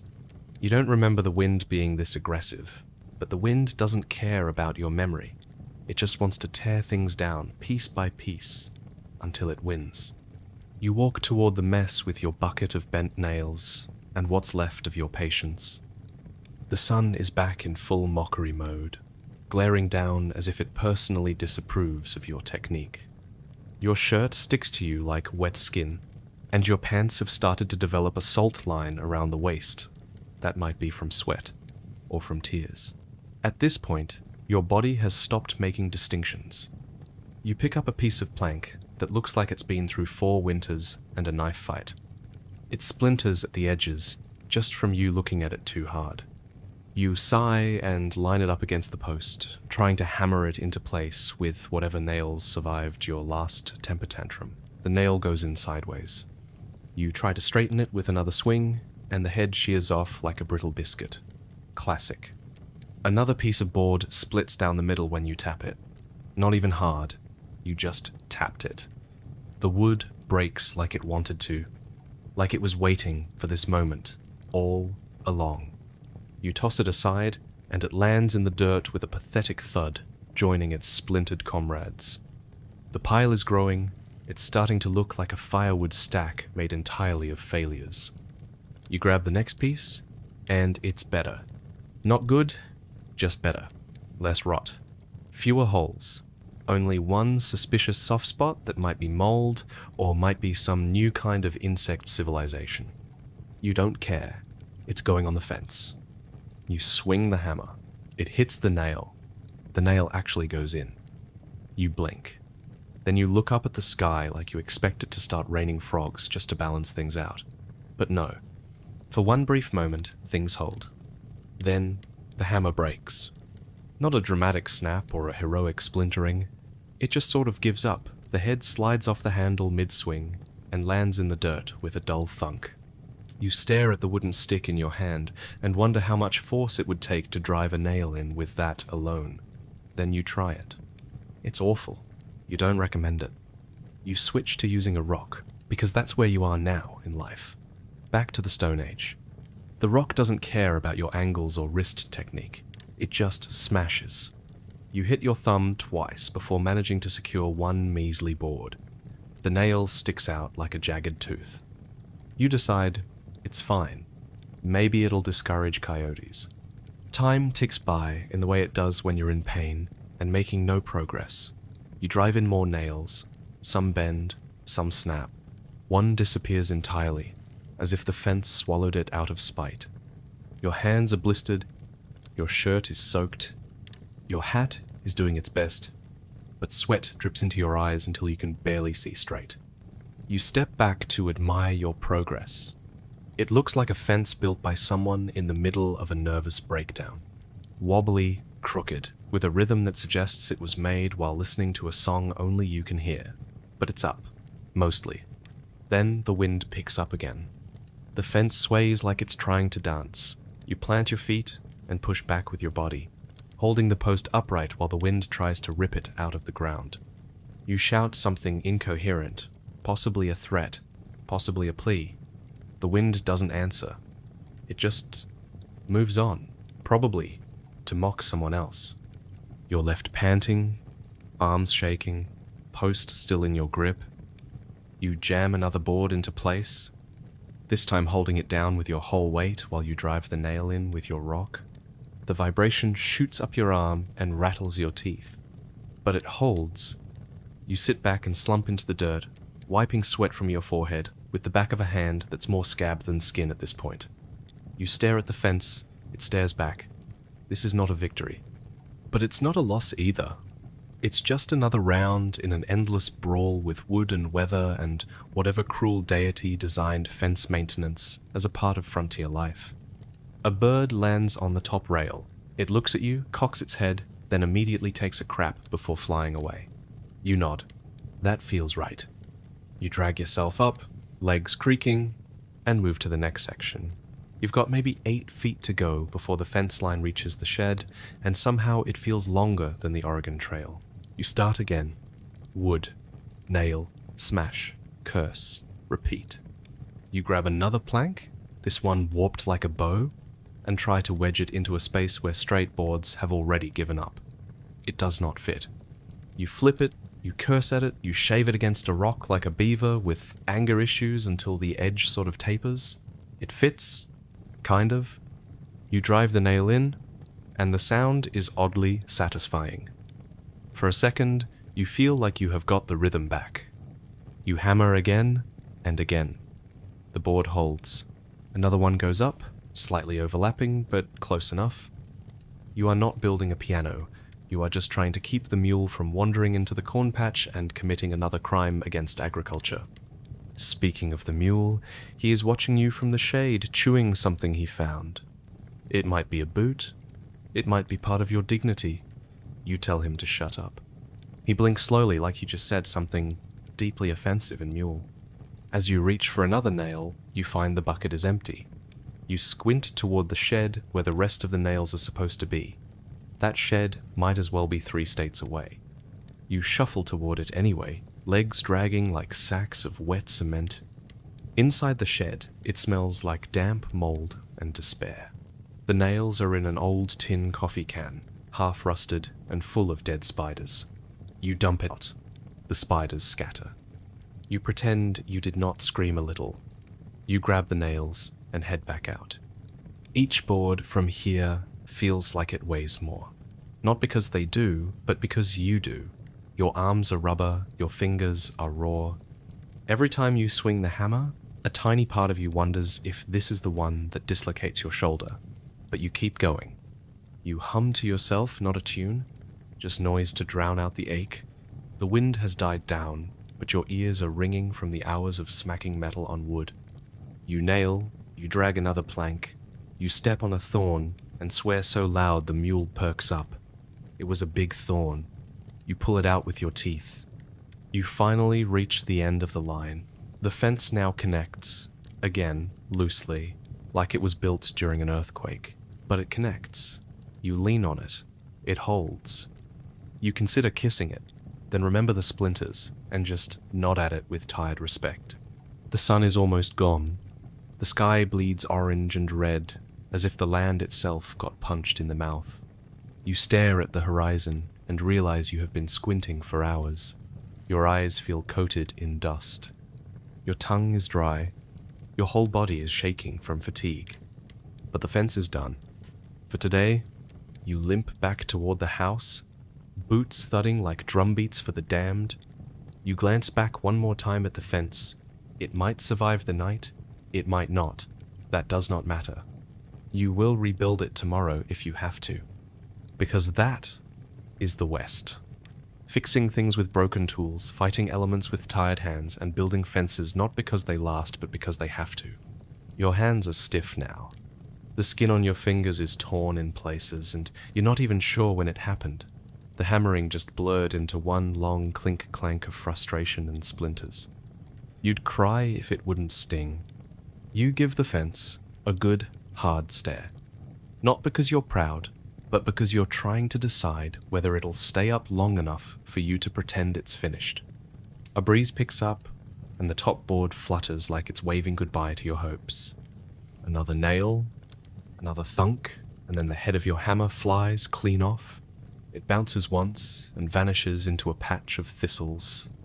You stand there, sweat-soaked and dumbfounded, gripping a wooden stick like the world's saddest scepter. You could go find it, but that would mean crawling into the bushes again. You're still nursing a bruise from the last time the thorn patch got intimate with your behind. The sun is sliding west now, just enough to blind you with every turn. You squint at the next board. It's not straight, but neither are your shoulders anymore, so you call it even. You grab a rock, heavy and round, and start slamming nails like you're punishing the wood for existing. You get 2 in before your wrist starts twitching. The third nail goes in sideways and takes part of your pride with it. You mutter something your mother would be ashamed of and wipe your brow with a sleeve already soaked from forehead to elbow. At some point, the mule starts laughing. Or braying. Same thing, really. You glare at him. He stands just outside the shade, chewing something he probably stole, blinking like a saint and farting like a sinner. You're too tired to chase him and not nearly invested enough to scold him. You keep going, one nail at a time, one ragged plank after another. There's a rhythm to it now. Pain, slam, curse, repeat. You start whispering to the fence, not because you expect a reply, but because it's the only thing still listening. You tell it about your blisters, your lost hammer, your dreams of a better life. The fence doesn't care. It leans slightly left and groans with every gust. A bee lands on your neck. You slap at it and accidentally hit yourself so hard your ears ring. The bee buzzes off, unimpressed. You wobble for a second and remember you haven't eaten since the coffee sludge at sunrise. Your stomach growls like it wants to fight someone. Too bad it's out of options. A board splits. You stare at the crack like it personally insulted your lineage. You fetch another. This one has a knot in it the size of a baby's head. Perfect. It bends when you hammer it, then splits too. You consider eating the nails out of spite. The sun keeps watching. That same smug orb in the sky, judging your technique and slowly baking your scalp. You can feel the heat creeping down your neck like a warning. Sweat beads in your eyes blurs your vision. You blink and try again. The fence line stretches ahead like a punishment designed by a deity with a sense of humor. You stop to stretch your back, but instead you just lean on the post and contemplate falling over entirely. Just collapsing face first into the dust and letting the coyotes sort it out. You hear a creak behind you. The wind? A loose board? Nope, it's the fence. The part you fixed this morning is giving up already. A whole section leans inward like it wants to lie down and die. You consider joining it. You spend 10 minutes propping it back up, cursing every nail, every knot, every inch of this forsaken fence. You spit in the dirt and taste regret. The mule farts again, as if on cue. Eventually you step back and assess your work. It's not straight, it's not pretty, it's barely even connected in places. But it stands, more or less. And at this point in the day, that's enough. You limp toward the house with hands trembling and a head full of dust. You made it. The fence didn't fall, yet. But it will, probably tomorrow. And you'll be back out here again, muttering, hammering, inventing new ways to sweat. Because in the Wild West, nothing stays fixed for long. Not fences, not bones, not spirits. And as the sun dips lower, bleeding out across the hills, you look at your crooked line of boards and whisper the only victory you've earned today. That'll hold, probably. The sun is finally crawling away, like it too is done with the day. It doesn't set so much as it gives up. You watch the light bleed out over the horizon while your feet drag themselves back to the homestead, each step sounding like it might be the last. The wooden slats of your shack are glowing gold, but they do not look romantic. They look like tinder. You could sneeze on this place and burn it down. You reach the door and lean on it for a second, your shoulder against the frame. You could go in, or collapse right here and let the coyotes figure it out. You choose the first option only because you are already upright. Inside, the air is stale with the scent of old beans, old sweat, and something you probably forgot to bury. The chair sighs when you sit, or maybe that was you. Your boots thump off your feet with a sound that feels like a reward, but your socks are stiff and angry with the memory of the day. You know supper is next. Not because you're hungry, but because that's what comes next. That's how the day works out here. Pain, effort, dirt, and then something hot to remind you that you are still stuck in this skin. You dig around for your pot. It's where you left it this morning. Behind the crate, under the pan with the hole in it, beside the spoon that lost its handle 2 weeks ago. You set the pot near the fire pit outside, where the last embers from lunch still sulk under the ash. You poke at them with a stick until they start to glow again. It's like waking up a grumpy old man. They catch, slowly, and a flicker of flame appears. Beans. Again. You don't even taste them anymore. Your hands know the routine. Pour water. Scrape dried beans from the sack. Add a chunk of something salty if you're lucky. You find a piece of jerky at the bottom of your pack. You give it a sniff and a shake. Smells like sweat and wood, but not like death. Good enough. You drop it in and stir with what may or may not be a tent peg. The fire crackles softly. Somewhere behind you, your mule snorts. He's probably smirking. He got better food than you today. You glance at your hands. Cracked, swollen, blistered. One of your nails is turning a shade of purple that nature never intended. You'll probably lose it by morning. The beans bubble. You listen, not because you like the sound, but because it drowns out everything else. You eat straight from the pot. You burned your mouth last week doing that, and you'll probably burn it again tonight. But patience is for people with options. You chew slowly. There's grit in your food. Actual grit. Maybe ash, maybe sand, maybe something that used to crawl. Doesn't matter.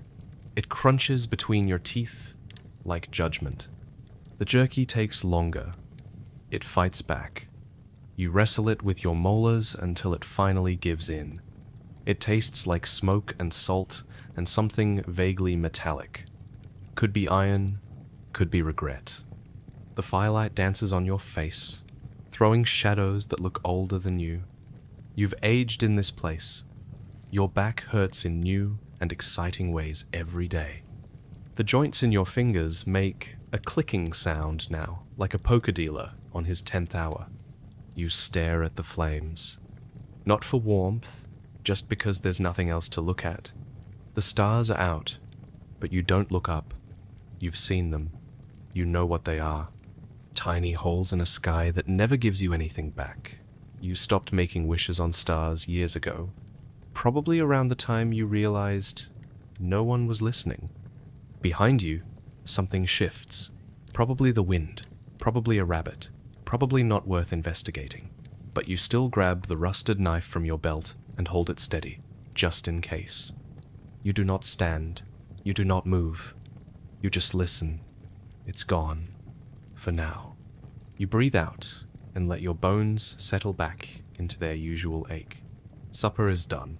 Belly's not full, but it's quieter now. That's what counts. You close your eyes and think of nothing. It is the only luxury you can afford. You lean back, spine popping like it's trying to escape your body. The sky above is doing its nightly trick, turning navy and studding itself with stars like it's proud of something. You don't care. Your knees ache, your teeth still feel warm from the meal, and your head hums with the dull fatigue that only comes from doing everything the hard way. You shift in your seat. The crate you're sitting on has a splintered edge that keeps threatening to slice you. You consider sanding it down tomorrow, then laugh a little to yourself. Tomorrow already has its dance card full with agony. Fences, feed, water, and whatever else breaks before sunrise. Your mind drifts, as it sometimes does when your body is too sore to stop it. You think of cities, of bathtubs and real coffee, of chairs with cushions and dinners with more than one flavor. You think of people who wake up and don't have to worry about coyotes, nails, or bad water. You envy them, but you all don't trust them. Anyone who hasn't had to boil their dinner over a flame they built themselves probably doesn't know anything worth learning.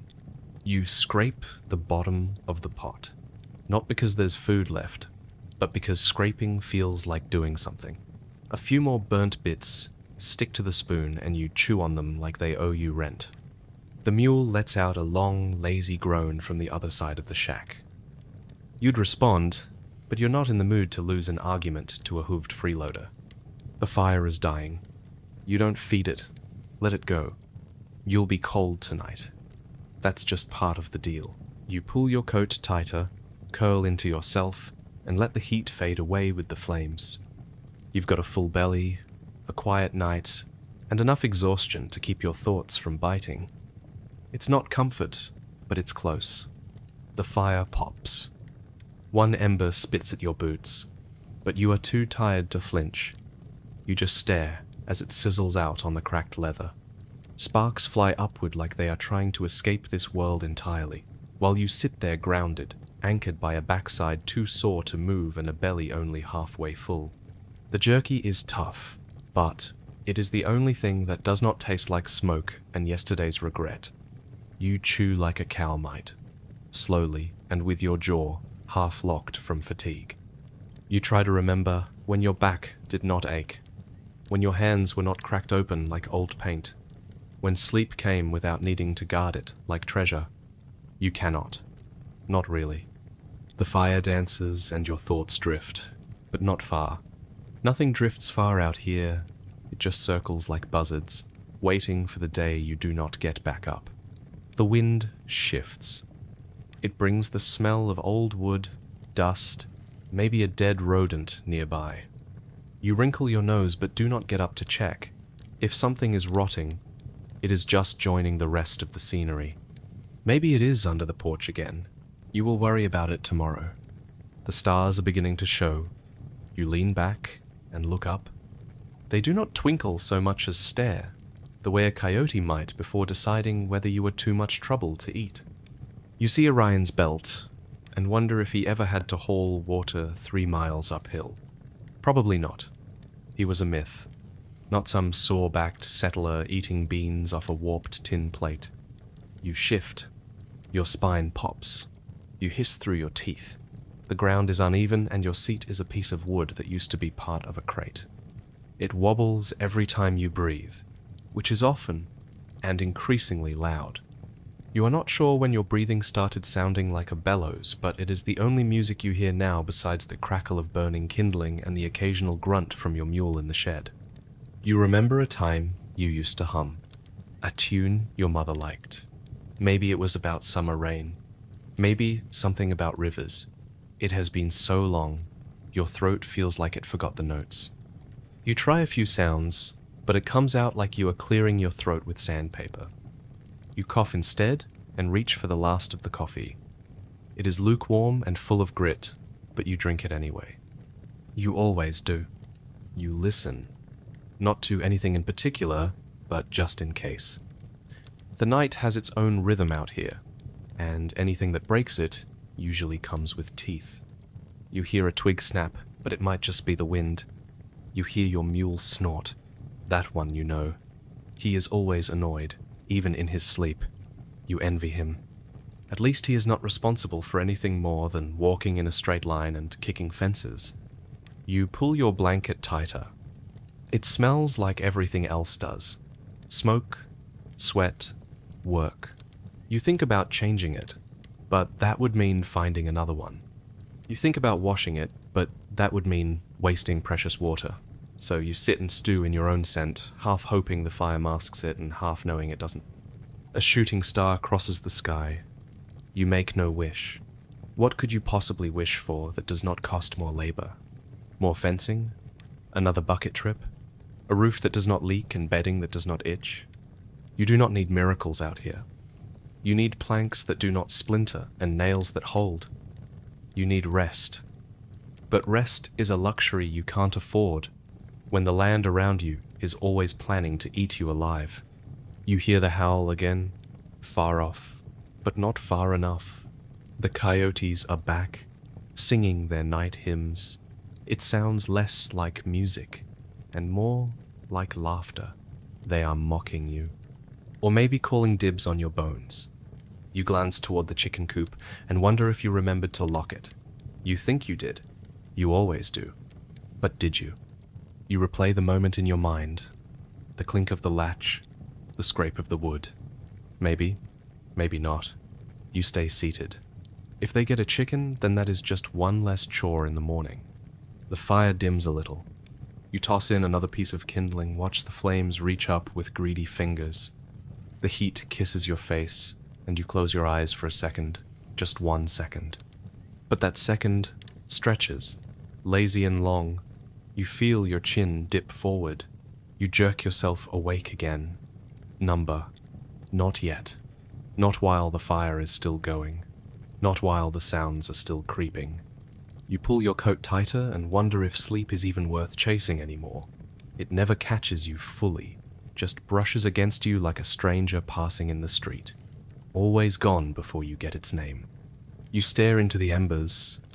They pulse and flicker like eyes behind a mask. Watching. Waiting. You pick up your plate and toss the crumbs toward the edge of the porch.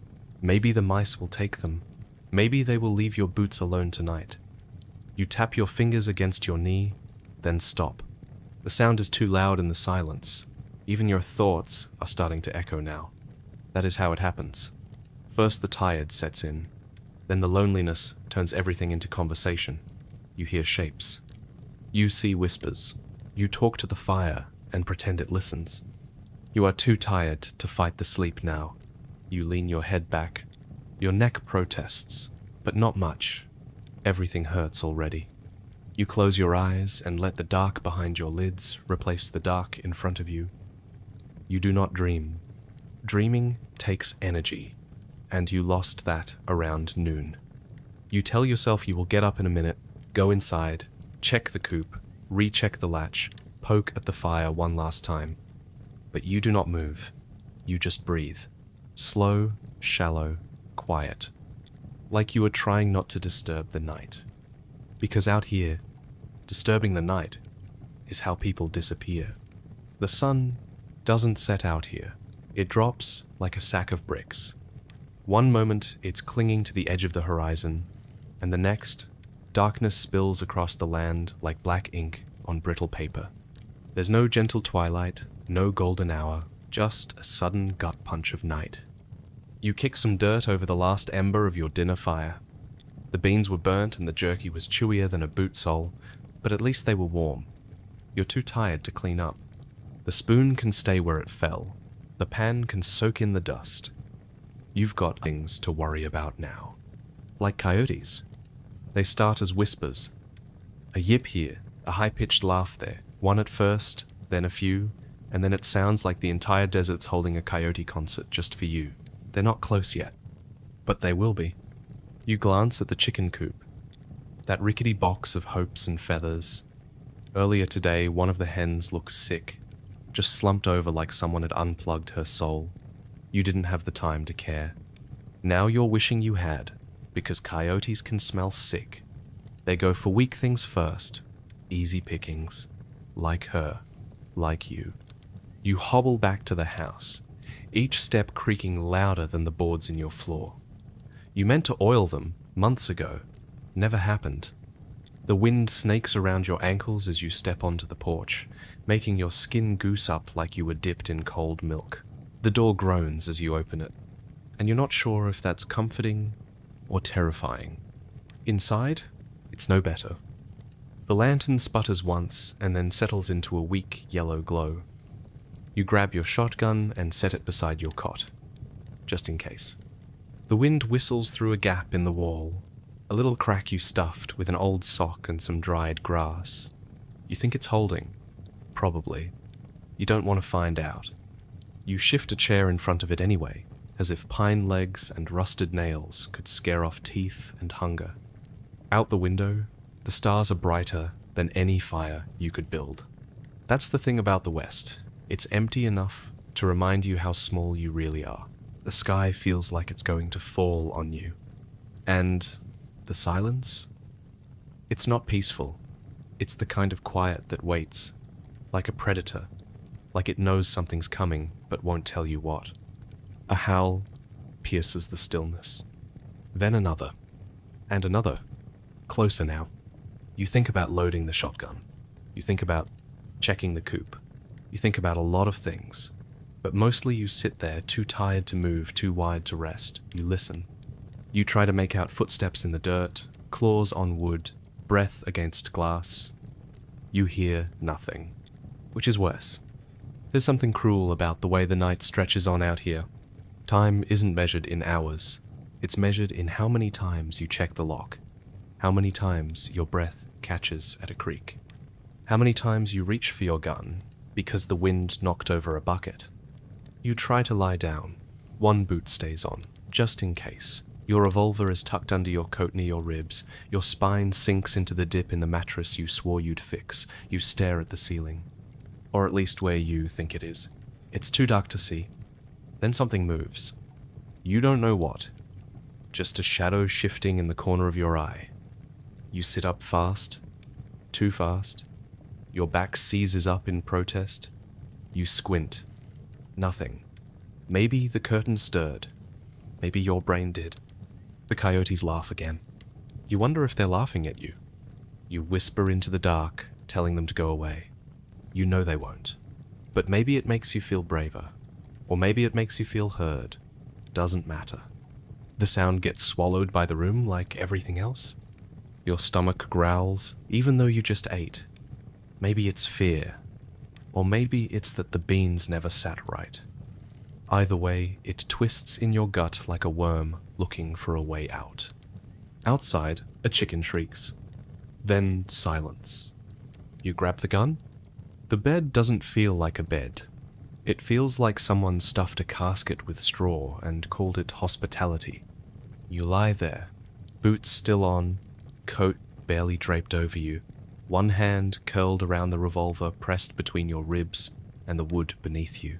It's cold, but not from the temperature. It's the kind of cold that leaks in from your nerves, seeps in when the world feels wrong and wide awake. You try to blink slow, try to convince your body it can sleep, but sleep isn't on tonight's menu, only suspicion and soreness. The boards creak again. You pause. There's no wind this time, no draft, just the slow groan of dry wood shifting under pressure. It could be nothing, could be the house settling like it always does, or it could be something leaning against it, breathing against it. You hold your breath. Silence, then a knock. Not on the door, not like a visitor, but a knock on the back wall. Low, muted, like something testing the strength of the wood. You don't move. Neither does the sound. Your heart's pounding so hard it feels like your ribs are arguing with it. You count. 1, 2, 3. Still nothing. You exhale slow, like even your breath could give you away. Then a skitter. Fast. Sharp. Something with claws. Could be a raccoon. Could be a coyote. Could be worse. You sit up. The revolver is warm from your body. You hold it tight like it'll whisper safety to you if things go sideways. You tiptoe across the room like the floor's made of bells. Every board squeaks. Anyway. The window's too dark to see out of. You press your forehead to the glass and squint. Nothing. The moon's hiding tonight. Even she doesn't want to witness what's lurking. You debate going outside. But that's how fools get eaten in the middle of the night. Whatever it was, it's not banging to come in anymore. Maybe it got bored. Maybe it realized you weren't worth the trouble. Or maybe it's waiting. You stare at the door. Your hand itches to check the latch. For the 100th time. You resist. Just barely. Back to the bed. You lie down, but differently this time. Your body's still, but your mind paces. You picture every sound as a shape. Every creak becomes a boot. Every gust becomes a breath. Every soft rustle becomes claws dragging across the porch. Somewhere, a horse snorts. Yours, probably. You forgot to brush him down. You forgot to thank him. You hope the coyotes aren't bold enough to get into the stable. You should check. You won't. Your eyes stay open. Your lids flutter, but never fall. The longer you stare into the dark, the more the dark stares back. You imagine eyes in corners, teeth in shadows. And when you finally do start to drift off, the sound of something falling outside jolts you awake like a slap. You sit up again. Sweat stings your back even in the chill. Your hands tremble just enough to make the gun's weight feel awkward. Nothing at the door, no fire, no voices, just the long, unbroken silence that seems to say, "This is how it always is." You miss noise, real noise, the kind with people and laughter and music. Even arguments. Something to remind you that life isn't just one long episode of almost dying. Your body aches to sleep. Every joint groans. Your eyes burn. But you know that giving in means letting your guard down. And out here, that's not rest. That's permission. You lean your head against the wall. Close your eyes. 1 second. 2 seconds. Then you hear the boards creak again. Not the floor this time. The ceiling. You don't look up. You don't want to see it. Because if something's on the roof, then this isn't just a bad night. It's your last one. The sun is gone now. The sky bleeds orange into purple like someone smeared a bruise across the horizon. You're still standing. Or, well, something close to it. Bent, cracked, wobbling on legs that feel like they were carved from driftwood and spite, but still upright. You made it through the day. Barely. Your boots are more blister than leather now. One's untied, the other's soggy. Your shirt is crusted in a cocktail of sweat, dust, and something that might be blood, but you never had time to check. Your hat? Long gone. Probably snatched by the wind or stolen by a smarter creature with better fashion sense. And your mule?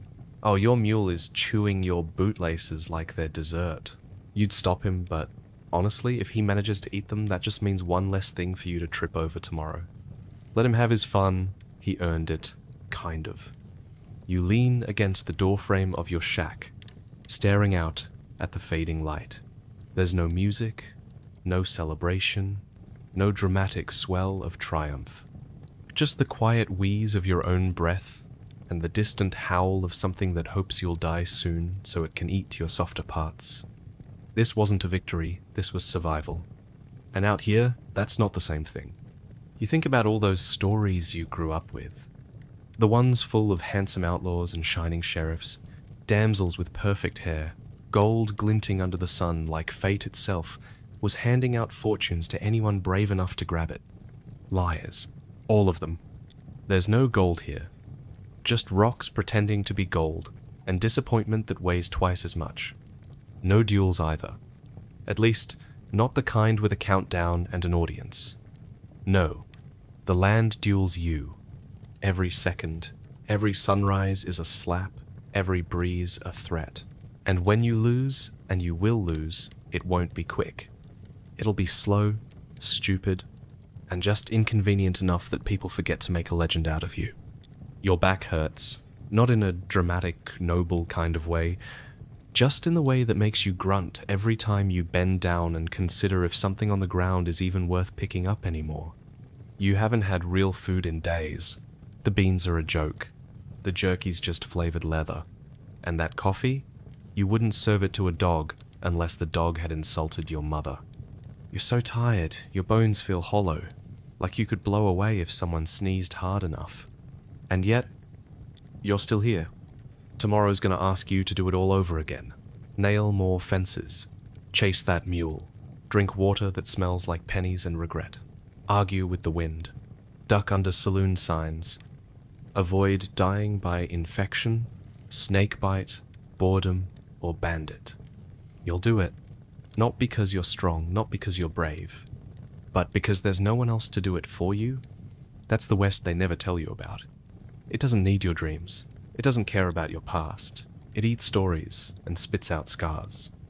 And if you think you'd last a day out here, really last, without flinching or crying or quietly begging for a time machine, you haven't been paying attention. This place breaks you. Then it lets you put yourself back together, crooked and weird and barely holding, like a barn built by a blind drunk with one nail left. But you made it. One day. One rough, dry, bitter-tasting, sunburnt, stubbed toe, mule-biting, splinter-riddled day. Congratulations. Try doing it again tomorrow.